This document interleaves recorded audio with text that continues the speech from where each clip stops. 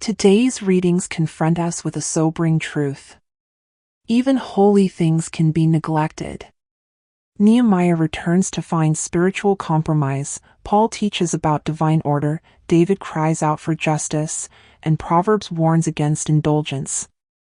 Each passage calls us to restore, realign, and remember what matters most. Hello, friend. A word of prayer. Our Heavenly Father, help us see where we've let things slide. Restore our hearts, our homes, and our habits. Let your word realign us with your truth today. In Jesus' name, amen.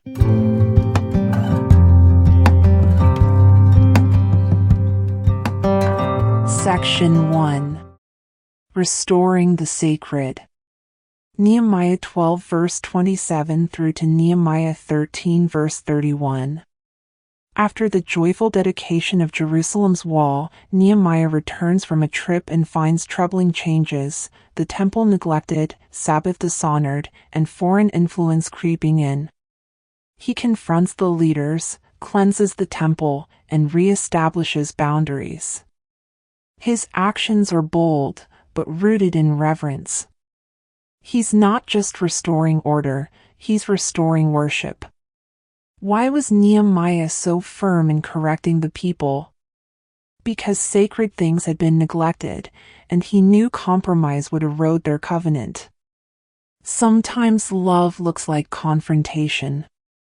Nehemiah's boldness wasn't harsh, it was holy. When we let spiritual things slide, we drift. But when we restore what's sacred, we realign with God's heart. Restoration begins with courage and ends in worship. Short personal prayer. My Lord, show me where I've compromised. Give me courage to restore what's been neglected. In the name of Jesus, amen. Section 2. Order with honor. 1 Corinthians 11 verses 1 to 16. Paul addresses spiritual order in worship, particularly concerning head coverings and gender roles. His message isn't about control, it's about honor. He reminds the church that God's design carries meaning, and that humility and reverence should shape how we gather and reflect Christ. What is Paul's main concern in this passage? That worship reflects God's order and honors Him with humility and clarity. Spiritual order isn't about hierarchy, it's about harmony. Paul's teaching invites us to approach worship with reverence, not rebellion. When we honor God's design, we reflect His glory more clearly. It's not about rules, it's about relationship. Short personal prayer. My Father, help me worship with humility and honor. Let my life reflect your design and your love. In the name of Jesus, amen. Section 3. When justice feels delayed. Psalm 35 verses 1 to 16. Justice delayed isn't justice denied. David's words echo our own cries when life feels unfair. But he doesn't take revenge, he takes refuge. God is our defender, even when the fight feels invisible. Our prayers are heard, and our pain is seen. How does David respond to injustice? He cries out to God, trusting Him to defend and deliver. Justice delayed isn't justice denied. David's words echo our own cries when life feels unfair. But he doesn't take revenge, he takes refuge. God is our defender, even when the fight feels invisible. Our prayers are heard, and our pain is seen. Short personal prayer. Fight for me, O Lord. Be my defender and my peace. In the name of Jesus, amen. And Section 4. The cost of indulgence. Proverbs 21 verses 17 to 18. These verses warn against loving pleasure and luxury too much. The pursuit of indulgence can lead to poverty, and the wicked may pay the price for the righteous to be rescued. It's a reminder that choices have consequences, and that wisdom often looks like restraint. What does Proverbs say about loving pleasure? That it leads to lack, and wisdom requires self-control. Pleasure isn't wrong, but unchecked indulgence is dangerous.